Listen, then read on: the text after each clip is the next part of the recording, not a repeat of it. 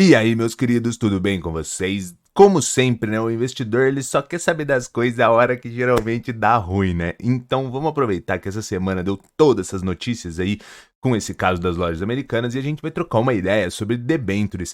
A gente vai comentar sobre como que funcionam as debentures, se faz sentido talvez cogitar investir nelas, estudar elas e explicar esse caso das lojas americanas, onde as pessoas que detinham as debentures das lojas americanas espero que temporariamente acabaram ficando sem as remunerações de juros por conta de uma postergação de pagamentos que veio de uma medida judicial e daí essas debêntures acabaram ficando sem esses pagamentos. Então daí começou essa complexidade, porque os títulos das debêntures acabaram tendo grandes desvalorizações, porque eles acabam sendo marcados a mercado por conta de todo esse processo que se gera no curto prazo e acaba impactando essa perspectiva sobre a empresa honrar com esses pagamentos ao longo do tempo. Então a gente vai usar esse gancho aqui desse caso que aconteceu com as lojas americanas, para a gente poder aproveitar que o investidor entendeu que debêntures são renda fixa, porém possuem risco de crédito, não possuem fundo garantidor de crédito, igual eu ouvi muitas pessoas comentando. E é claro que nada do que for dito aqui vai ser uma recomendação de investimentos, mas se você já curtiu essa ideia, senta o dedo aqui no like, se inscreve no canal e dá essa força aí pro canal crescer, compartilha com a galera. Valeu, meus queridos, e bora lá!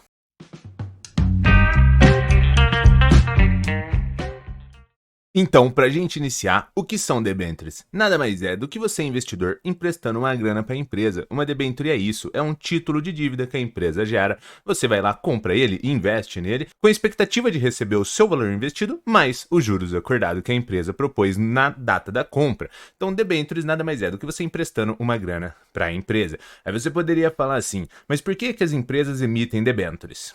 Uma empresa, ela pode captar dinheiro no mercado de várias formas. Ela pode pegar empréstimos com banco, ela pode emitir ações no mercado da bolsa de valores e ela pode emitir debêntures também. Por que ela faz isso? Porque geralmente ela consegue pegar recurso a uma taxa de juros menor do que talvez se ela fosse tomar um empréstimo com o banco. Então ela acaba emitindo essas debêntures para que investidores, sejam eles pessoas físicas ou não, possam investir na empresa. Então ela pega esse recurso para poder dar continuidade em seus projetos. E daí você poderia falar assim: beleza, mas por que o investidor investe em debêntures? Pelo mesmo motivo. Da mesma forma que uma empresa ela tenta pegar um empréstimo a um juros menor, o investidor, por outro lado, ele tenta emprestar a sua grana, investir sua grana com alguém que vai pagar um juros maior. Então, essa é a relação. A empresa tenta captar um recurso mais barato e o investidor tenta investir o seu recurso a uma taxa de juros maior do que a do mercado, como, por exemplo, o CDB ou o Tesouro do Governo. Aí agora, para a gente dar uma olhada aqui no site do Money Times, americanas, debêntures perdem quase 100% em valor com recuperação judicial. Aí aqui a gente consegue visualizar as debêntures emitidas pela Americanas eram negociadas com um desconto de quase 100% em relação ao preço da curva. Esse preço da curva é aquele negócio que eu falei para vocês no começo de marcação a mercado. Como a perspectiva para o futuro ela é muito incerta, esses títulos eles são marcados a mercado conforme essa expectativa de continuidade da empresa continuar operando ou vir à falência. Então é por isso que acaba sofrendo uma grande desvalorização nesse curto prazo, por conta dessas incertezas. Aí aqui mostra que elas eram negociadas com perdas de 97,8%.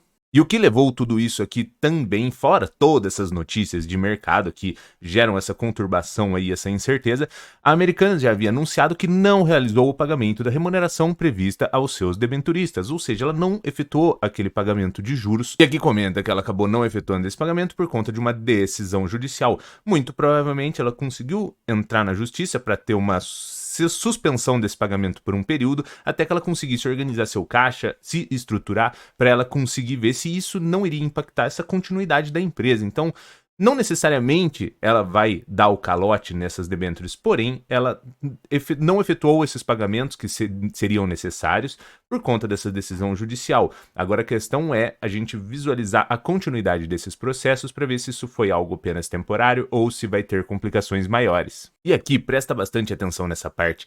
As debêntures foram emitidas em julho do ano passado, com vencimento em 2033. A remuneração é o CDI, que a gente poderia entender que seria a nossa taxa Selic. Ele é bem próximo, não é igual, mas é bem próximo. E um adicional de 2,75% ao ano. Guarda essa informação que a gente vai trocar uma ideia agora.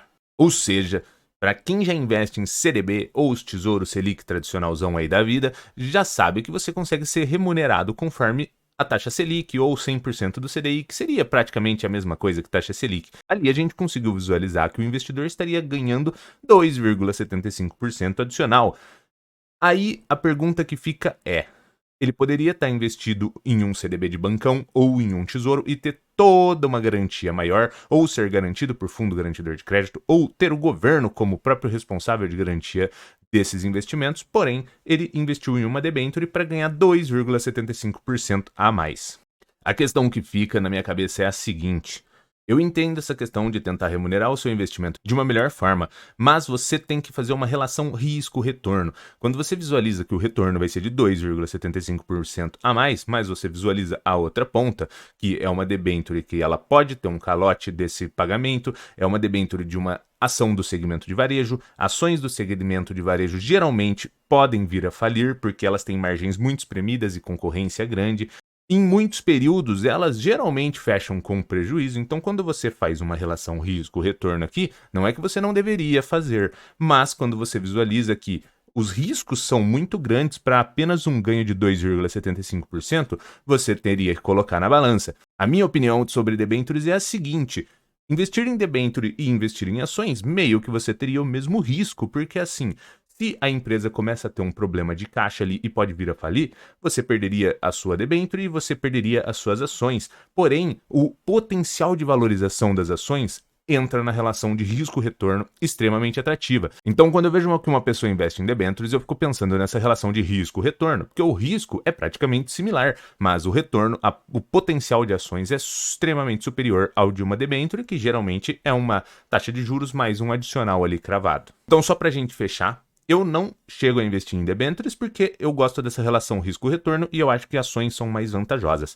Mas se eu fosse investir em debêntures, eu ia pensar no seguinte: eu estou buscando um retorno acima do normal para operações mais livres de risco? Ok. Eu iria buscar empresas que tivessem uma garantia de continuidade melhor, como por exemplo, debêntures de empresas de energia elétrica. Elas geralmente possuem lucratividade ao longo dos anos, elas possuem uma margem de lucro bem interessante, não é uma margem espremida, ela tem uma perspectiva de continuidade, porque geralmente elas podem ter concessões ou serem monopólios praticamente. Então, assim, se eu fosse direcionar um recurso para uma debênture, eu geralmente iria voltar para alguma dessas empresas, porque daí eu teria uma relação risco-retorno um pouco mais equilibrada. Eu acredito que se for para pegar debêntures de empresas assim que são mais complexas, talvez não seja a melhor relação risco-retorno para o investidor. Mas como eu disse no começo do vídeo, nada do que foi dito aqui foi uma recomendação de investimentos, porque você que tem que ser responsável por estudar e se capacitar, porque no fim do dia o lucro ou o prejuízo é inteiramente seu.